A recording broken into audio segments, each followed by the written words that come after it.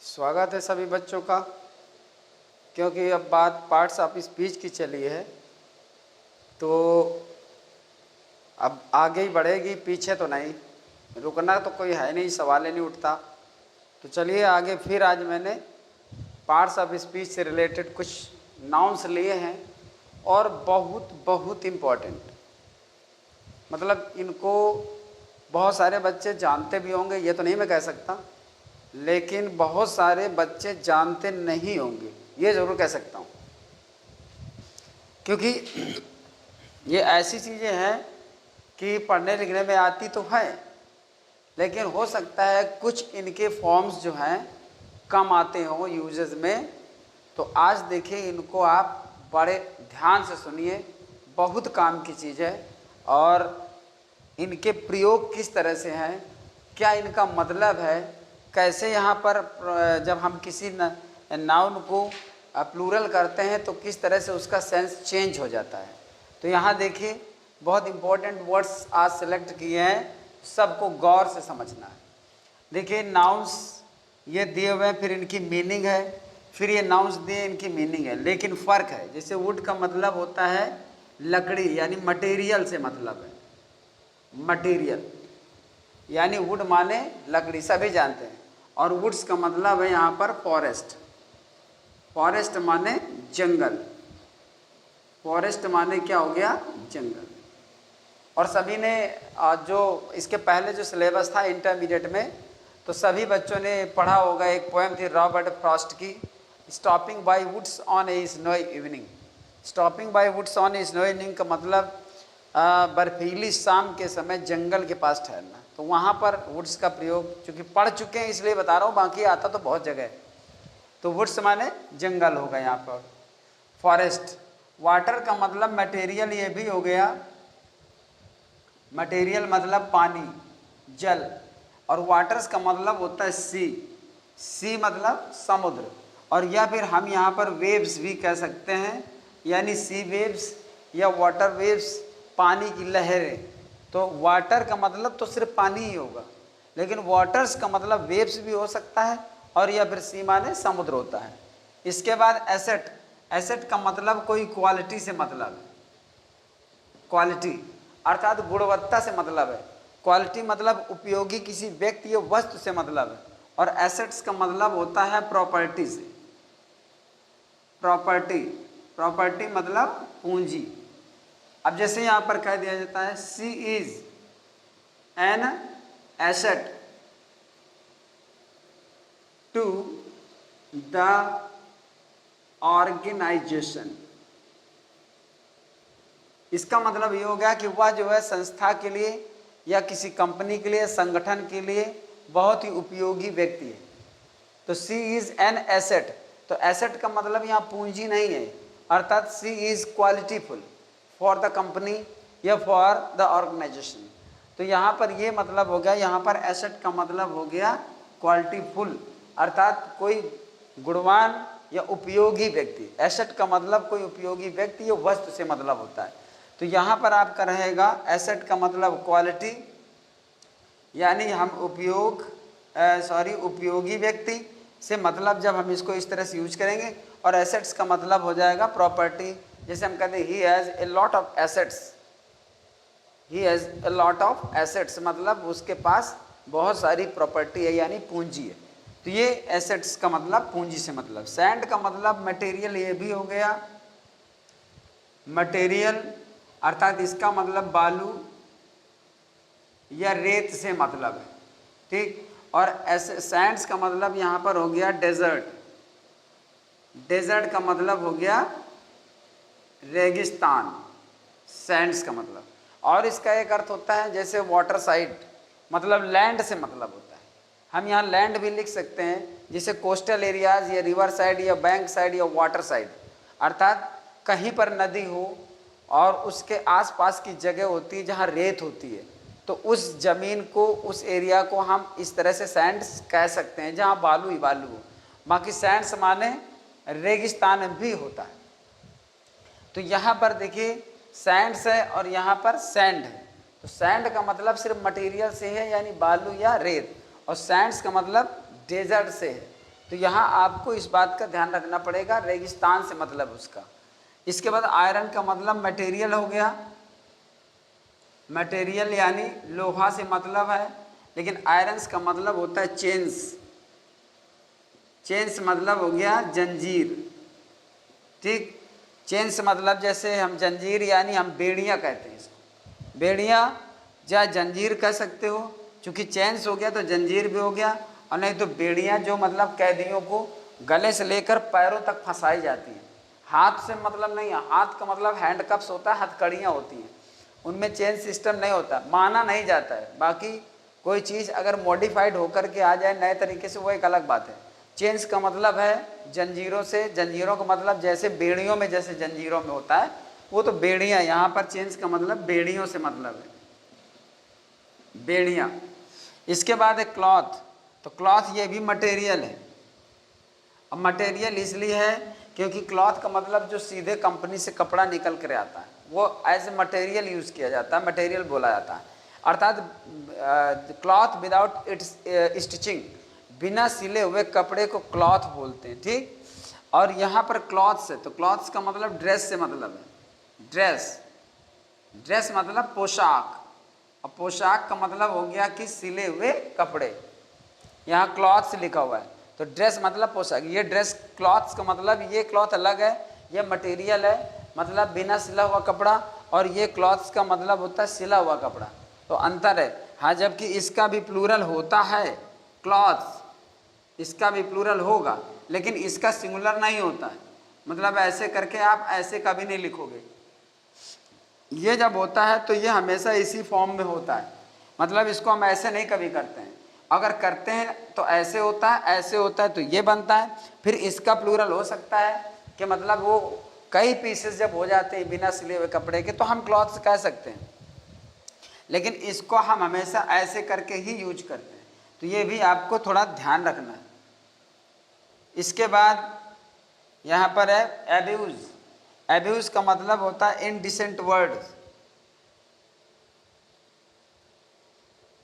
Indecent words, और indecent words का मतलब होता है अशिष्ट शब्द, और अशिष्ट शब्द या असभ्य शब्द अर्थात गालियाँ, मतलब बुरा भला जो कहा जाता है, तो वो बुरे शब्दों को यहाँ पर इनडिसेंट वर्ड्स मतलब एब्यूज कहा जाता है। और एब्यूजेस का मतलब होता है मिस यूजेस, मिस यूजेस, और मिस यूजेस का मतलब होता है दुरुपयोग, दुरुपयोग। जैसे आपने देखा होगा कि जैसे निबंध आता है the uses and misuses of mobile phones, the uses and misuses of mobile phones का मतलब उपयोग एवं दुरुपयोग, ऐसे करके होता है। और मिस यूजेज माने यानी एब्यूजेज माने कुरीतियाँ भी होता है, बुरी रीतियों को एब्यूजेज भी कहा जाता है। तो यहाँ पर आप लिखने के साथ साथ जो मैं लिख रहा हूँ, तो मैं बोल भी रहा हूँ, तो मेरे बोलने वाले शब्दों पर भी गौर करें कि मैं क्या कह रहा हूँ, क्योंकि ये जरूरी नहीं कि मैं सारे वर्ड्स को यहाँ कवर करूँ, तो मैं बोल भी रहा हूँ, उसको ज़रा ध्यान दीजिए। वर्क का मतलब होता है लेबर, लेबर का मतलब होता है श्रम अर्थात काम। He is working day and night, वो रात दिन काम कर रहा है, तो मतलब वो रात दिन मेहनत कर रहा है, श्रम कर रहा है, परिश्रम कर रहा है। तो यहाँ पर वर्क का मतलब लेबर से संबंधित रखता है। और वर्क्स का मतलब होता है लिटरेरी राइटिंग्स। लिटरेरी राइटिंग्स का मतलब होता है जब कोई ऑथर, जब कोई राइटर, नॉवलिस्ट या ड्रामेटिस्ट जब कोई अपनी राइटिंग्स लिखता है, रचनाएं लिखता है, कोई भी बुक लिखता है, उसको हम साहित्यिक किताबों को लिटरेरी राइटिंग्स यानी वर्क्स बोलते हैं। देखिए वर्क में और वर्क्स में, इन सभी शब्दों में देखिए सिर्फ एस का फर्क आपको मिलेगा, और जैसे ही एस जुड़ता है, ठीक, तो वैसे ही इनका अर्थ बदल जाता है। और ये सारी चीज़ें आपको कॉमन एरर्स में मिलती हैं, तो ये मत समझिएगा ये बच्चों की चीज़ नहीं है, ये लोअर क्लासेस में इन चीज़ों का कोई ज़्यादा इफेक्ट रहता नहीं। अगर आ जाते हैं कहीं पर किसी आर्टिकल में, डिस्क्रिप्शन में या टेक्स्ट में, तो एक अलग बात है, बाकी ये बड़े लेवल की चीज़ है। और यहाँ पर आप देख रहे हो पार्ट्स ऑफ स्पीच पार्ट 2, और फिर नाउन और नंबर, तो है तो छोटी चीज़, हेडिंग से पता चलता है नाउन ही पढ़ रहे हैं, लेकिन नाउन एक विशेष तरीके का नाउन यहाँ पढ़ा जा रहा है। तो इन बातों का ध्यान रखिए। एयर का मतलब होता है मटेरियल, मटेरियल मतलब हवा, एयर का मतलब, लेकिन एयर्स का मतलब यहाँ बिहेवियर से मतलब, बिहेवियर का मतलब कैसा बिहेवियर, बाहर से दिखावटी मतलब जो व्यवहार होता है वो होता है। काफ़ी जैसे कोई बन ठन करके बातें कर रहा हो, बनावटी बातें कर रहा हो, बन ठान के ज़बरदस्ती जो ना हो वो दिखता हो, तो उसको एयर्स कहते हैं, यानी बाहरी प्रभाव को एयर्स कहते हैं।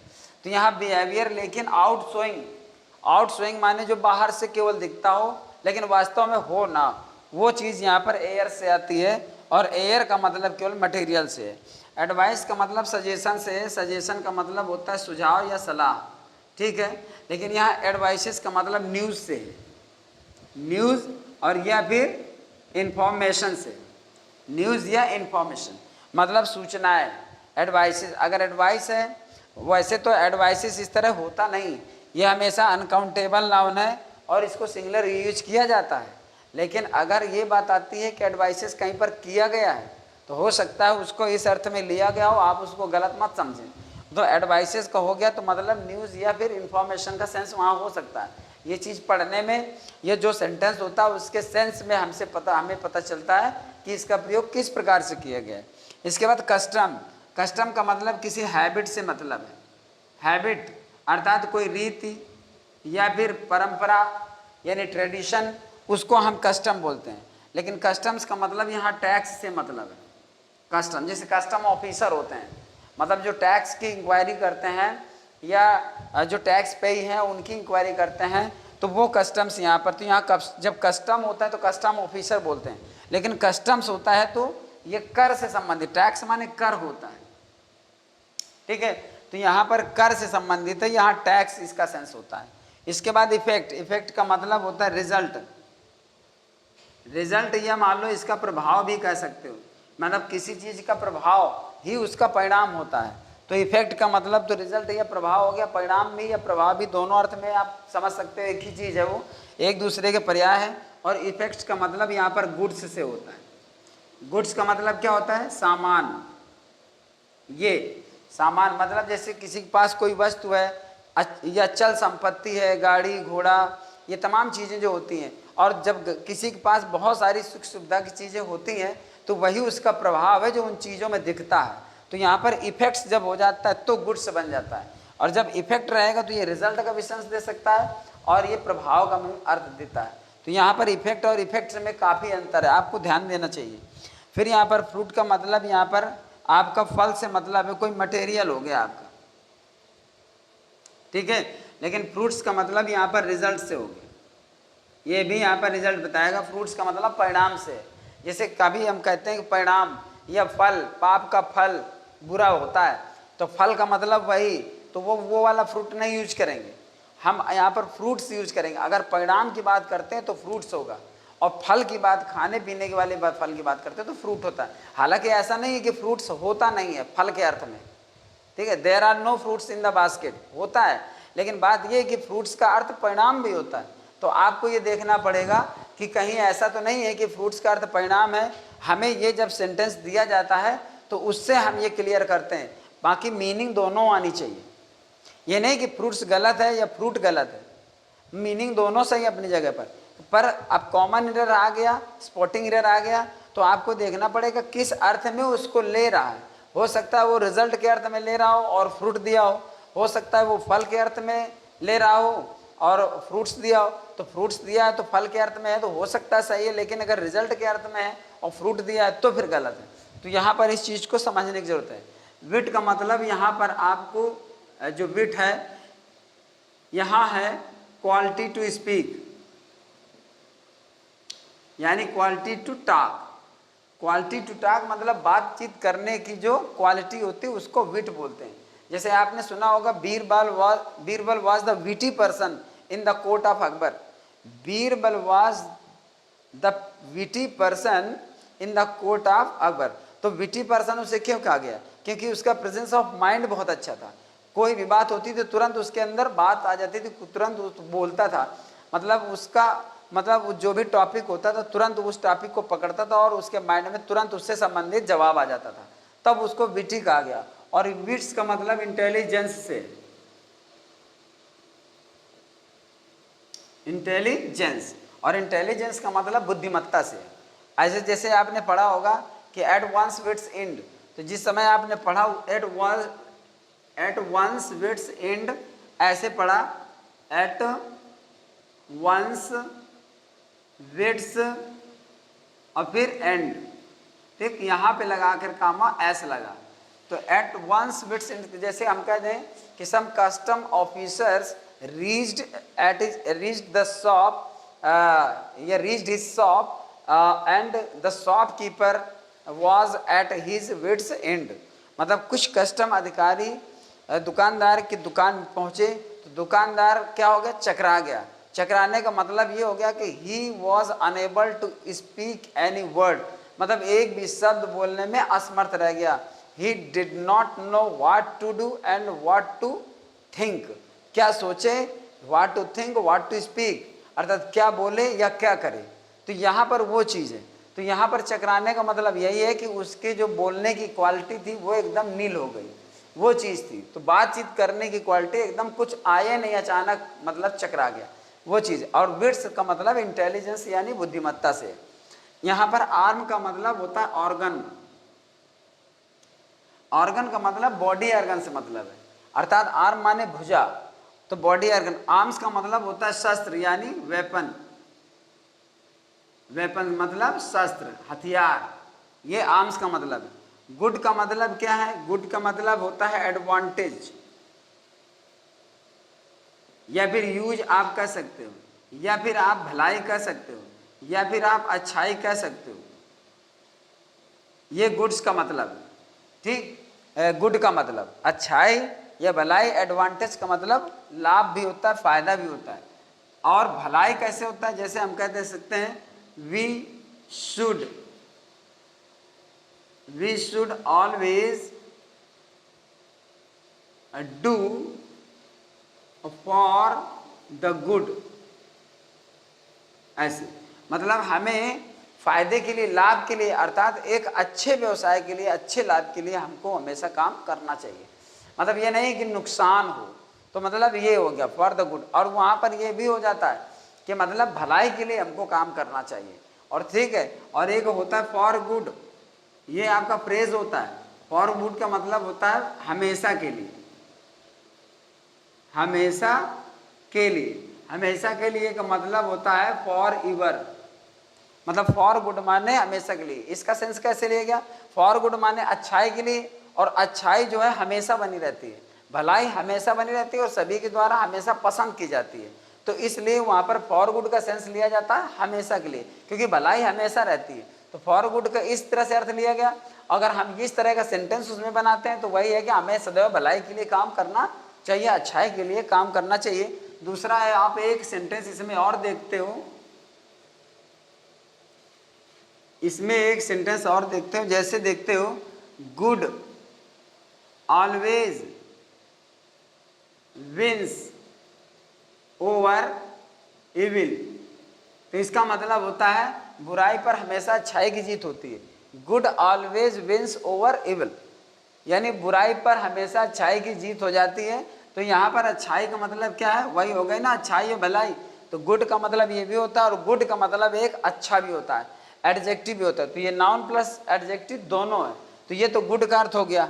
इसके बाद गुड्स का मतलब क्या हो गया, गुड्स का मतलब हो गया सामान, सामान मतलब हम ये कह सकते हैं कि आर्टिकल्स, ठीक, ये हो गया। लेकिन अब इसका यूज देखिए कैसे होता है। अब आप बाद में ये कहो, अभी कल को अगर कोई एक्सरसाइज दी जाएगी, कल को कोई रूल समझाया जाएगा, फिर आप ये कहोगे कि सर ये हमको समझ में नहीं आया। देखिए मैं धमका नहीं रहा हूँ, मतलब मैं समझा रहा हूँ कि कल को अगर इन्हीं को लेकर के कोई सेंटेंस आया, फिर कोई बच्चा कहे कि हमें ये समझ में नहीं आया, तो ये अच्छी बात नहीं, क्योंकि ये धमकी नहीं है, ये एक सीख है। क्योंकि धमकी गुरु की तरफ से होती नहीं है। जैसे तुलसीदास जी ने रामायण में एक चौपाई लिखी है कि सचिव वैद्य गुरु तीन जो, ध्यान से सुनिए, सचिव वैद्य गुरु तीन जो, प्रिय बोलहि भय आस, और राज धर्म तन तीन कर, होय बेगही नास। ये सुंदरकांड में लिखा हुआ है। और इसका मतलब ये है कि सचिव का मतलब यदि किसी राजा का मंत्री, वैद्य का मतलब कोई डॉक्टर, और गुर का मतलब गुरु, समझिए गुरु। अगर ये किसी भयवश या किसी आशा में, मतलब कोई चीज पाने के लालच में या फिर डर कर अगर ये प्रिय बोलते हैं, तो फिर राज, धर्म और तन, राज का मतलब फिर उस राजा का राज चला जाता है।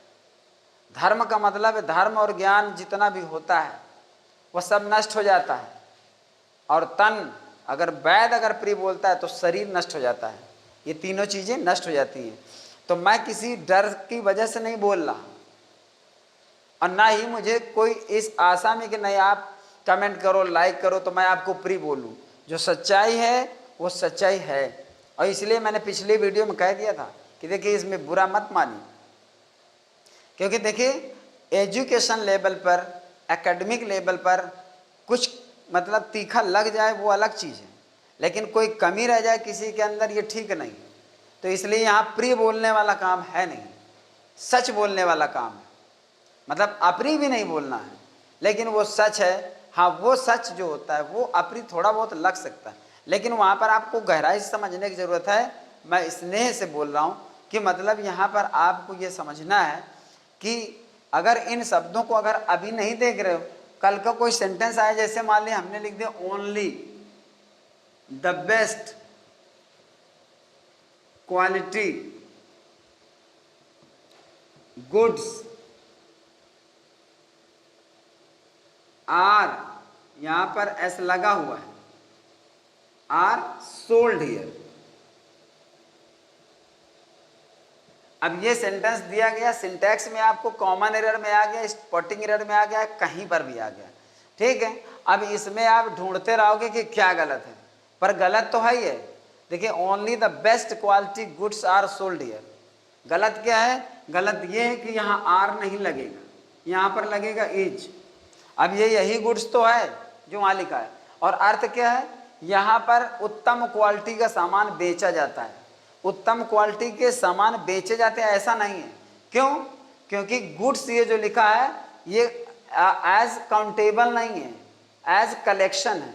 मतलब उसमें सारा सामान आ गया ना, फिर सारे सामान बेचे जाते, ऐसा नहीं है। बोलने को हम हिंदी चूंकि हमारी ऐसी इतनी फ्लेक्सिबल है कि हर सेंटेंस बोलते हैं तो सही लगता है, पर इंग्लिश वो सपोर्ट नहीं करती है कि आप हर सेंटेंस बोलो तो सही है। ग्रामेटिकली हमको सही लिखना पड़ेगा और सही बोलना पड़ेगा, ये फॉरेन लैंग्वेज है। हिंदी में आप कुछ भी करें, हिंदी में कहते हो चल तो हो गया, ठीक है, लेकिन इंग्लिश में बोलना पड़ेगा काम कि लेट्स गो, आओ चले। मतलब उसमें अगर हिंदी में तो तुम ऐसे भी बोले आए, तब आए से भी एक सेंटेंस बनता है। आए का मतलब व्हाट, क्या। लेकिन अब यहाँ पर ऐसा कोई तो नहीं है केवल आँख आने से मतलब अंग्रेजी निकल जाती हो। मतलब ये है कि उसको सेंस में लेकर के ही चलना पड़ेगा। तो जबरदस्ती की पढ़ाई ठीक नहीं है। मतलब पढ़ाई में कोई कॉन्सेप्ट या लॉजिक होना चाहिए। फालतू की पढ़ाई तो मतलब सारे बच्चे समझदार होते हैं, वो जानते हैं कि यहाँ पर हाँ कोई ना कोई लॉजिक है। तो only the best quality goods is sold here, केवल उत्तम क्वालिटी का सामान ही यहाँ बेचा जाता है। ऐसा ही बोला जाएगा और ऐसा ही बोला जाना चाहिए, क्योंकि यहाँ पर यही उचित है। अब कोई जबरदस्ती अपने कॉन्सेप्ट में इसको बना ले कि अच्छी क्वालिटी के सामान ही बेचे जाते हैं, तो वो उचित नहीं है। क्योंकि अगर आप लीड पे नहीं चल रहे हो तो फिर आप कंफ्यूज्ड हो और डिस्टर्ब हो, मतलब आपके लिए परेशानी है और ये फिर बनी रहेगी, फिर वो सही नहीं होगी। तो यहाँ पर यही चीज़ है। अगला है जैसे फोर्स। फोर्स का मतलब स्ट्रेंथ, बल या ताकत। और फोर्सेस का मतलब होता है आर्मीज। आर्मीज का मतलब सेनाएं, ठीक। तो यहाँ पर फोर्स का मतलब बल या ताकत, फोर्सेस का मतलब आर्मीज या सेनाएं। मैं जानता हूँ कि ऊपर दो छूट गए, घबराइए नहीं, मैं अभी उसको कवर कर लेता हूँ, क्योंकि यहाँ तक ये लिखा था तो मैंने सोचा कि ये हो गया, लेकिन मैं उसको दोबारा मेरी नज़र पड़ी तो मुझे याद आया। तो यहाँ पर देखिए गुड का मतलब अच्छा, एडवांटेज भी और यूज भी होता है। और मैंने यहाँ पे जो लिखा हुआ उसको मैंने नीचे भी बताया था, अच्छाई और भलाई होती है। क्वार्टर का मतलब होता है 1/4। 1/4 का मतलब किसी वस्तु का 1/4 हिस्सा, क्वार्टर का मतलब। और क्वार्टर्स का मतलब होता है रूम्स। रूम्स या small parts of A flat, मतलब किसी फ्लैट के छोटे छोटे हिस्से यानी रूम्स वही हो गए। और यहाँ क्वार्टर्स का मतलब रूम्स हो गया, क्वार्टर का मतलब 1/4 हो गया। तो क्वार्टर का मतलब 1/4 मतलब 1/4 होता है, 1/4 होता है, और क्वार्टर्स का मतलब रूम्स होता है, यानी छोटे छोटे किसी बड़े पार्ट के छोटे टुकड़े, किसी बड़े पार्ट का छोटा टुकड़ा। तो सेंस वही है, लेकिन ये है कि अलग अलग जगह पर यूज किया जाता है। और एक क्वार्टर आपने सुना होगा भाई, हमने सुना है क्वार्टर मतलब वो आती है, क्वार्टर मतलब पौवा। पौवा का मतलब जैसे शराब वगैरह की बोतल आती है ना, उसमें एक 1/4 होता है पार्ट छोटा सा, तो उसको बोलते हैं। तो अब वो उसको भी वहाँ पर लोग क्वार्टर बोल देते, चूंकि आप लोग समाज में रहते हैं तो समाज में हर तरह के शब्द सुनने को मिलते हैं। तो पता चला आप ये समझ गए, लेकिन जब वो बोला गया तो सोचा सर जी ने तो ये बताया था, तो ये भी बोला है, तो इसका क्या मतलब? वो भी है, क्योंकि एक फुल पार्ट जैसे होती है और फुल पार्ट का 1/4 होता है, तो उसको क्वार्टर चाहे जिसका हो वो उसी का नहीं, किसी का भी 1/4 बोला जाएगा। यहाँ पर इसके बाद है आपका रिटर्न। तो रिटर्न का मतलब होता है वापसी, वापस लौटना भी होता है और वापसी होता है रिटर्न। लेकिन यहाँ रिटर्न्स का मतलब होता है हिसाब या फिर आय यानी इनकम, एक्सपेंडिचर या फिर इनकम। यहाँ जैसे होता है ना आयकर रिटर्न भरना, इनकम टैक्स रिटर्न। तो रिटर्न्स का मतलब होता है कि पब्लिक अपना आय और व्यय का हिसाब गवर्नमेंट को देती है। अगर वो टैक्स के दायरे में आता है तो गवर्नमेंट उससे टैक्स लेती है, तो ये पब्लिक को इनकम अपना देना पड़ता है, पूरा इनकम दिखाना पड़ता है उसको, और उसी इनकम को रिटर्न्स बोलते हैं। जब हम उसको इनकम का अपना जो भी होता है टैक्स बनता है वो रिटर्न करते हैं कंपनी को या फिर गवर्नमेंट को भरते हैं, तो वही रिटर्न्स होता है। तो यहाँ इसका मतलब हिसाब या आय से मतलब।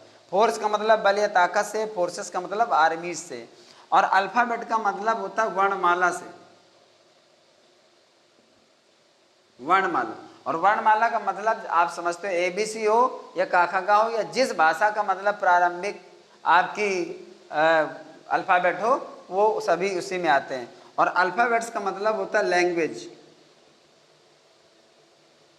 लैंग्वेज। जैसे हम कहते हैं the alphabets, there are different alphabets of different countries, मतलब अलग अलग देशों के अलग अलग। तो जब जिस समय लिखे there are different alphabets, alphabets लिखेंगे तो फिर लैंग्वेज बनेगा, और अल्फाबेट लिखेंगे तो वर्णमाला बनेगा। अब यहाँ पर मैनर, मैनर का मतलब तरीका या फिर ढंग हो गया। मैनर यहाँ पर आपको समझ में आ रहा होगा, एम तो नहीं लग रहा, तो यहाँ पर देखिए ये मैनर हो गया। मैनर का मतलब तरीका, ढंग, लेकिन मैनर्स का मतलब यहाँ पर होता है व्यवहार, बिहेवियर या कंडक्ट एंड कैरेक्टर।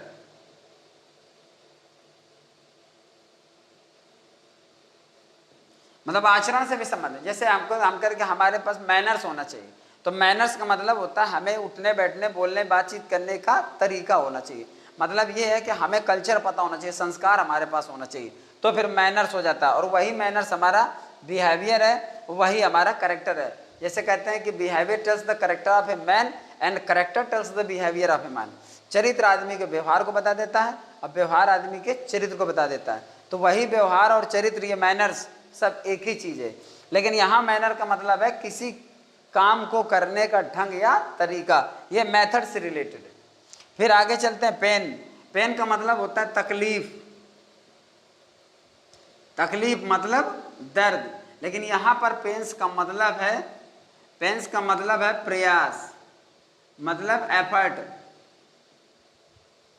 यहाँ पेंस का मतलब एफर्ट या प्रयास से, ठीक। जैसे हम कहते हैं कि much pains has been taken to please the officer, officer को खुश करने के लिए अधिक प्रयास किया गया। तो much pains have been taken नहीं, much pains has been taken.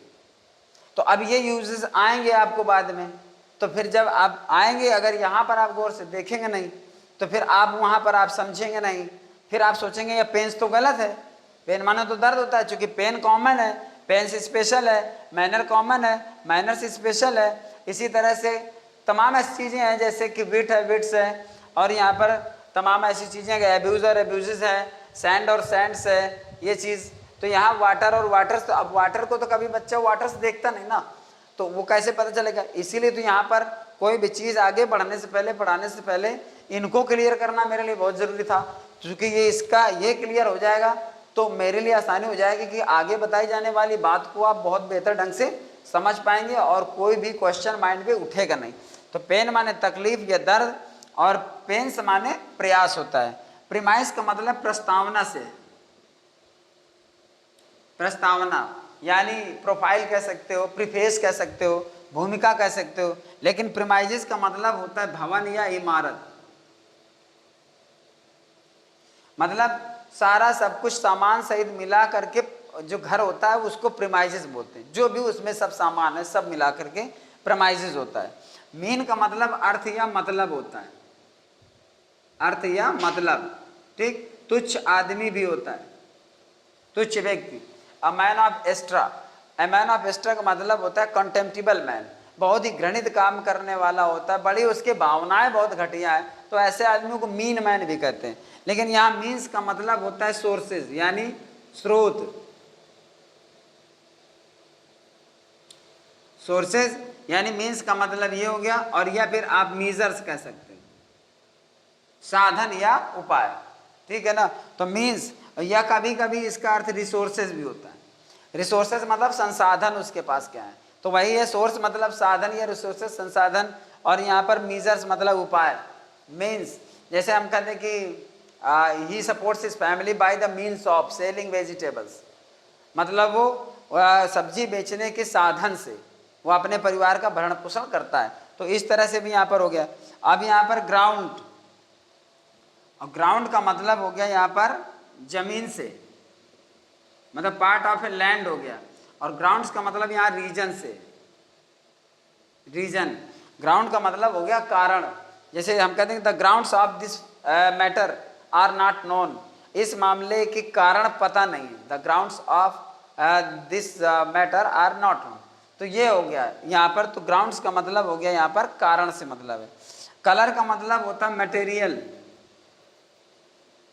Material का मतलब हो गया रंग, ठीक। और यहाँ कलर्स का मतलब होता है रंगीन, और रंगीन कपड़े भी कह सकते हो आप, ठीक है ना। और या फिर फ्लैग भी कह सकते हो, फ्लैग। जैसे ट्री कलर वगैरह कहा जाता है तिरंगे को, क्योंकि इसमें कई रंग होते हैं, इसलिए वहाँ पर कलर्स का मतलब झंडों से भी होता है, झंडियों से भी होता है, इसलिए यहाँ पर कलर्स का मतलब ये अर्थ होगा। और रंगीन कपड़े के लिए भी कलर्स का प्रयोग कर दिया जाता है। तो यहाँ पर ये सारी चीज़ें कहीं ना कहीं पर आपको आएंगी, मिलेंगी। और अगर देखो, मैंने डिसाइड किया था शुरुआत में कि मैं कोई भी चीज़ लेकर चलूँगा तो वो डीपली रहेगी, मतलब उसमें बाद में ये बैक फुट पे आने वाला कोई काम नहीं है। और मेरी यही आदत है कि टाइम लगता है, स्लो चलता हूँ, लेकिन ये है कि कोई चीज़ इतने अच्छे ढंग से लेकर चली जाए कि बाद में किसी के मन में कोई क्वेश्चन न रहे। और क्वेश्चन रहे भी तो कमेंट करके बताइए, क्योंकि मैंने एक प्रपोज़ल रखा था उस समय कि अगर कमेंट्स मेरे उसमें आते हैं तो एक सप्ताह में जितने भी आते हैं तो उनको मैं वीकली एक सॉल्यूशन दूंगा और सभी बच्चों को सेटिस्फाई करने की पूरी कोशिश करूंगा। तो एक वीकली क्लास रहेगी जिसमें सारे बच्चों के जो भी क्वेरीज होंगी उनका सॉल्यूशन मैं दूंगा। तो आप बिल्कुल निश्चिंत होकर के, निसंकोच आप अपनी समस्या को रख सकते हैं और मैं उनको पूरा करने की कोशिश करूंगा। तो अब आज के क्लास में, आज की वीडियो में इतना ही, और सभी बच्चे इसको पढ़ें, समझें। कोई प्रॉब्लम हो तो कमेंट करके बताएं।